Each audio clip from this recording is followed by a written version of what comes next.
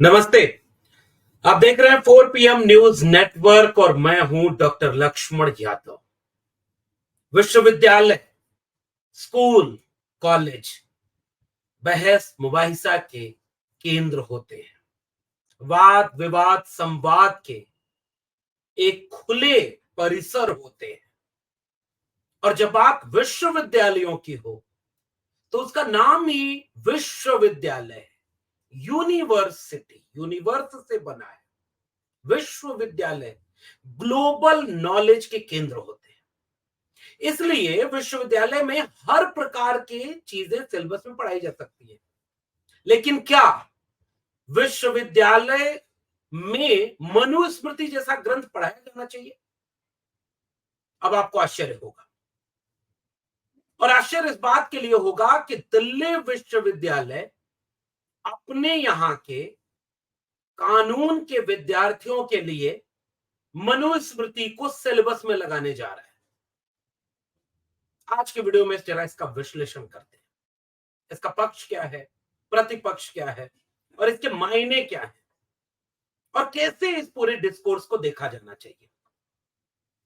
तो खबर यह है कि दिल्ली विश्वविद्यालय के एलएलबी कोर्स में एक रिकमेंडेशन दिल्ली विश्वविद्यालय की उस समिति के पास भेजा गया है जो अंतिम निर्णय लेती है। एसीईसी, एकेडमिक काउंसिल, एग्जीक्यूटिव काउंसिल, ये वो कमेटियां होती हैं जिनसे असल में कोई विश्वविद्यालय चलता है, निर्णय लेती हैं। प्रोसेस ये है कि कोई विभाग, कोई केंद्र अपने यहां अपनी कोर कमेटी के जरिए, सिलेबस कमेटी के जरिए कोई निर्णय लेता है बैठक करके कि हमारे यहां का सिलेबस अमुक बनेगा, ABCD, और उसमें टेक्स्ट ये लगाए जाएंगे, तमाम चीजें ये लगाई जाएंगी।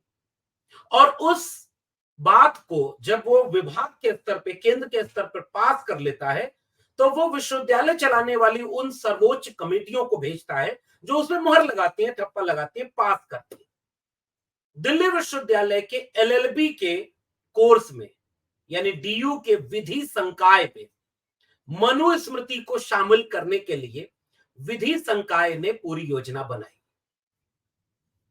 स्नातक पाठ्यक्रम में न्याय शास्त्र यानी कानून विधि नामक पेपर के अंतर्गत प्राचीन संस्कृत ग्रंथ को शामिल करने का निर्णय लिया गया, और इसका एक पूरा कमेटी बना करके, कमेटी ने इसका निर्णय लेकर के उस कमेटी को भेजा है। जीएन झा रचित मेधातिथि के मनुभाष्य के साथ मनुस्मृति को सेमेस्टर 1 में विधि स्नातक या लेगम बैकालॉरियस या एलएलबी के स्नातक पाठ्यक्रम के यूनिट वी विश्लेषणात्मक प्रत्यक्षवाद के अंतर्गत सुझाए गए पाठ में प्रस्तुत किया जाएगा, यह निर्णय लिया कमेटी ने। और डीन प्रोफेसर अंजू वली टिकू ने कहा कि मनुस्मृति को एनईपी 2020 के अनुरूप पेश किया गया है ताकि सीखने में भारतीय दृष्टिकोण को शामिल किया जा सके। विश्लेषणात्मक इकाई है, इसके पक्ष विपक्ष दोनों में तुलना करके एक विद्यार्थी इसका विश्लेषण कर सकता है और समझने के दायरे को बढ़ाया जा सकता है।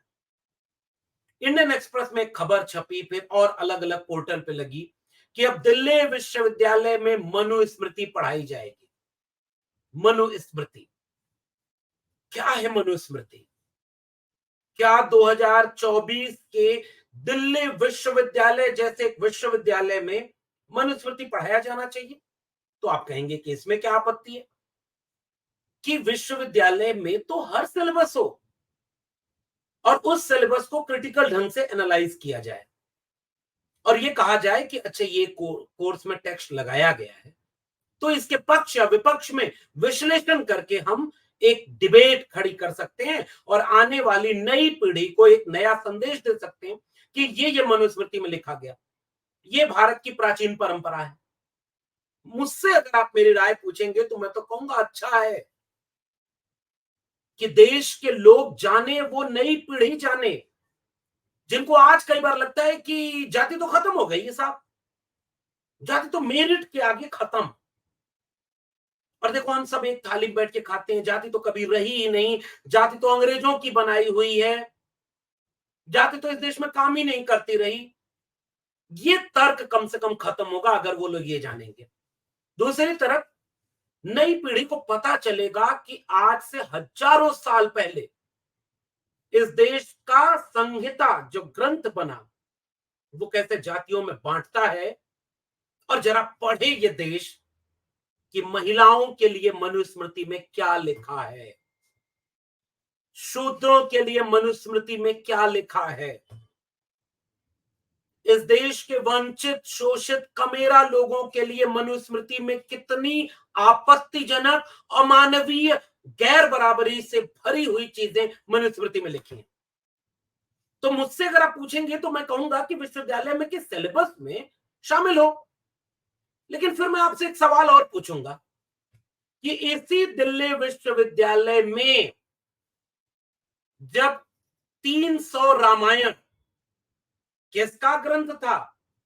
ए.के. रामानुजन का एक लेख था इसी दिल्ली विश्वविद्यालय में कि एक राम कथा इस देश में नहीं है, 300 प्रकार की देश भर में दुनिया भर में राम की कथाएं हैं। और दिल्ली विश्वविद्यालय ने 300 रामायणास नामक उस आर्टिकल को अपने सिलेबस से बाहर कर दिया। क्यों? उस पर डिबेट डायलॉग डिस्कशन नहीं चाहिए था, विश्लेषणात्मक विवेक विकसित नहीं करना था क्या विद्यार्थियों को? दूसरा प्रमाण, एक बहुत बड़े स्कॉलर हैं कांचा इलैया, उनके 2 टेक्स्ट जो बहुजन थिंकर हैं, जो एक बड़े समाजवेत्ता हैं, कांचा इलैया के 2 टेक्स्ट दिल्ली विश्वविद्यालय के पॉलिटिकल साइंस डिपार्टमेंट में रेफरेंस में लगे हुए थे। दिल्ली विश्वविद्यालय के इन्हीं प्रोफेसरों ने अपनी कमेटियों में निर्णय लेकर के उस टेक्स्ट को सिलेबस से बाहर कर दिया। तीसरा प्रमाण, अंग्रेजी विभाग में एक कहानी लगी हुई थी, जो कहानी जाति व्यवस्था और उसमें स्त्री के शोषण दमन के ऊपर एक गजब के नाटक और कहानी की शक्ल में इस देश के कड़वी सच्चाई सामने रख रही थी। दिल्ली विश्वविद्यालय के सो कॉल्ड डिबेट और विश्लेषण को पसंद करने वाले प्रोफेसरों ने उस कहानी और टेक्स्ट को वहां से हटवा दिया। कितनी फहरिस्त लंबी है साहब। अंबेडकर को पढ़ने के लिए इन्हीं विश्वविद्यालयों में आज भी देश में या तो अलग से कोई चेयर बना दी गई, अंबेडकर चेयर, जिस पर वह व्यक्ति चेयर पर बैठा होगा जो अंबेडकर के विचारों का घोर विरोधी होगा। और यह बात अगर देखनी है तो India international, Ambedkar international centre बना है।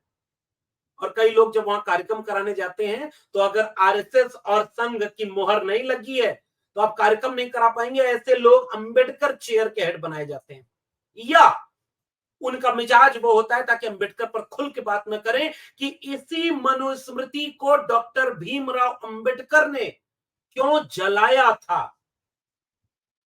और वो भी डॉक्टर भीमराव अंबेडकर जैसा एक शख्स जिसके विद्वता का लोहा किसी पार्टी और विचारधारा का मोहताज नहीं रहा।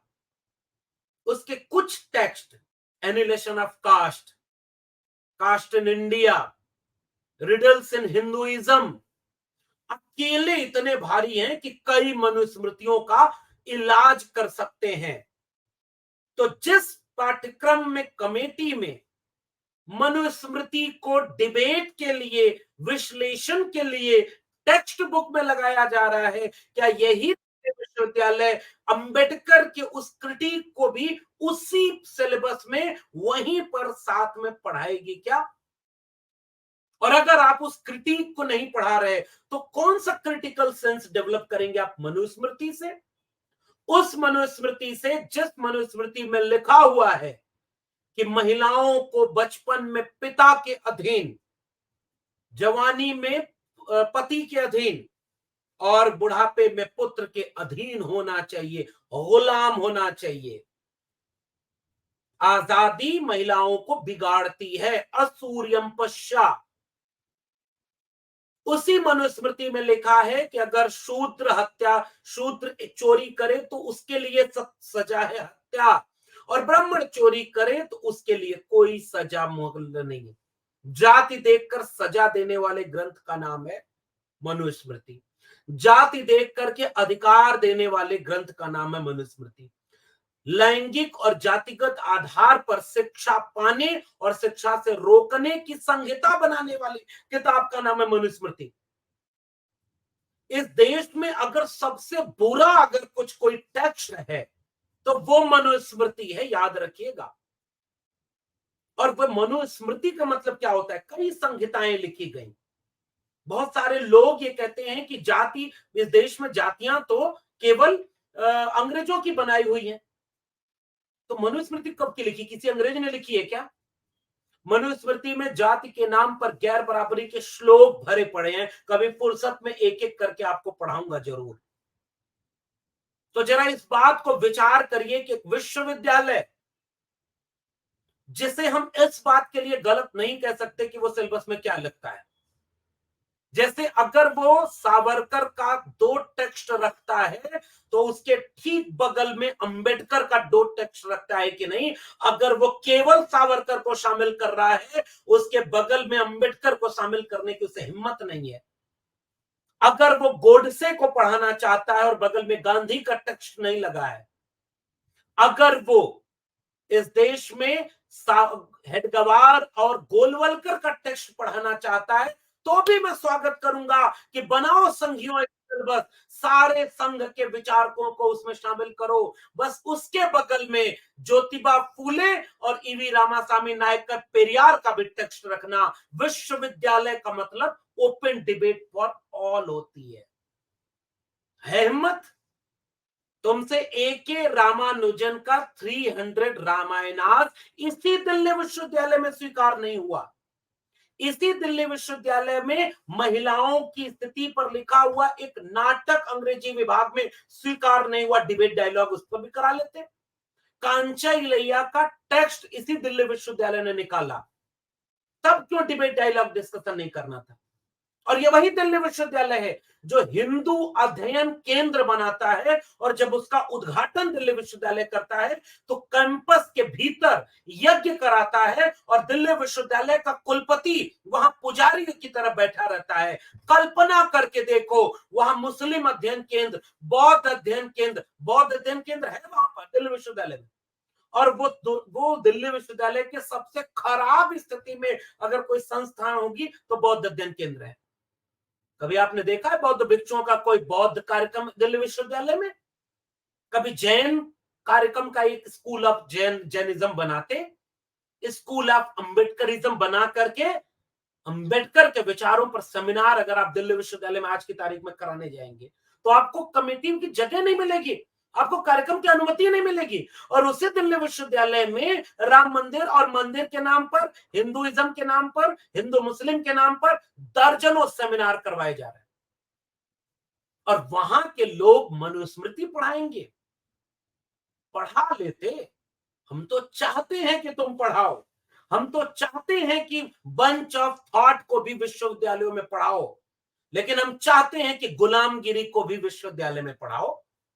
हम तो चाहते हैं कि सत्य के प्रयोग से लेकर के द वेटिंग फॉर बीजक भी पढ़ाओ, अंबेडकर की जीवनी। ये एक ओपननेस अगर विश्वविद्यालय में है, गोडसे, गोलवलकर, सावरकर की टेक्स्ट बुक के अगल बगल के पन्नों पर फूले, अंबेडकर, पेरियार अगर हैं, तब हम तुम्हारे इस तर्क को स्वीकार करेंगे कि आप ओपन डिबेट करना चाहते हैं और इंडियन कल्चर से अपनी नई पीढ़ी को जोड़ना चाहते हैं, कि कल्चर से हम जोड़ें, कि हमारे कल्चर में मनुस्मृति थी तो हमारे कल्चर में बुद्धिज्म भी था। तुम्हारे कल्चर में अगर कल को बंच ऑफ थॉट मिलेगा तो इसी कल्चर में एनिलेशन ऑफ कास्ट मिलेगा। इसी कल्चर में डॉक्टर लोहिया का हिंदू बनाम हिंदू भी पढ़ाओ, जाति तोड़ो पढ़ाओ, इसी कल्चर में रामस्वरूप वर्मा भी पढ़ाओ, ये भी तो इसी कल्चर का हिस्सा है। कबीर के दोहे तुमने बदल दिए। हिंदी विभाग ने दिल्ली विश्वविद्यालय के कबीर के उन दोहों को रखा है सिलेबस में जो समाज की क्रांतिकारी परिवर्तन और सवाल नहीं उठाते, भक्ति वाले दोहे हैं। कबीर से तुम डर गए। तुम रामचरितमानस का सुंदर कांड हिंदी के सिलेबस में लगाए हो। अगर तुम हिंदी के सिलेबस में लगाना ही था तो रामचरितमानस के बजाय कवितावली से लेकर के तमाम प्रसंग है। सिलेबस ऐसा बदला जा रहा है ताकि आरएसएस के हिंदुत्व को प्रमोट किया जा सके, दक्षिणपंथी विचारधारा को प्रमोट किया जा सके, और ये विश्वविद्यालय केवल आरएसएस के अड्डे बन जाए क्योंकि कुलपति उनका है। उसी विश्वविद्यालय में जय श्री राम के नारे लगे होकर के, यही दिल्ली विश्वविद्यालय है। 22 जनवरी 2024 की ये तस्वीर है, याद रखिएगा। दिल्ली विश्वविद्यालय के गेट पर जय श्री राम का नारा लगा करके जश्न मनाया गया राम मंदिर उद्घाटन का। इसी दिल्ली विश्वविद्यालय में मंदिर पर कार्यक्रम होते हैं, और इसी दिल्ली विश्वविद्यालय में मैं जिस कॉलेज में पढ़ाता था, जिससे निकाल दिया गया क्योंकि प्रोफेसर आरएसएस का विरोधी होगा, तो सिलेक्शन कमेटी उसे सिलेक्ट नहीं करेगी क्योंकि वो उनके आका का सवाल पूछता है, उनसे खिलाफ में। तुमने विश्वविद्यालय को आरएसएस की शाखा बना दिया, कुलपति वहीं से बन रहे, ये सारे प्रोफेसर जाके शाखा लगा रहे। तो विश्वविद्यालय एक विचारधारा, एक धर्म, एक पॉलिटिकल पार्टी और एक आरएसएस के अड्डे अगर बन गए तो फिर ये देश के सरकारी विश्वविद्यालय और शिक्षा व्यवस्था को कूड़े में डालने जैसा होगा। इसलिए यह सामान्य बात नहीं है। एनसीईआरटी की किताबों में सिलेबस बदल दिए गए हैं। एनसीईआरटी की किताबों से चार्ल्स डार्विन की थ्योरी ऑफ इवोल्यूशन भी बदल दिया गया है। बंदर से इंसान होना नहीं पढ़ाया जाएगा, अवतार पढ़ाया जाएगा। तो आपकी शिक्षा व्यवस्था के साथ इतना बड़ा खिलवाड़ हो रहा है जो मुझे लगता है कि इस देश के नागरिकों को पता ही नहीं। इसलिए जरा सोच के विचार के देखिएगा कलम और किताब कैसे गुलाम बन रही है, और जरा नीचे कमेंट बॉक्स में जरूर बताइएगा। फिर मिलेंगे किसी और टिप्पणी के साथ, तब तक के लिए बहुत बहुत धन्यवाद।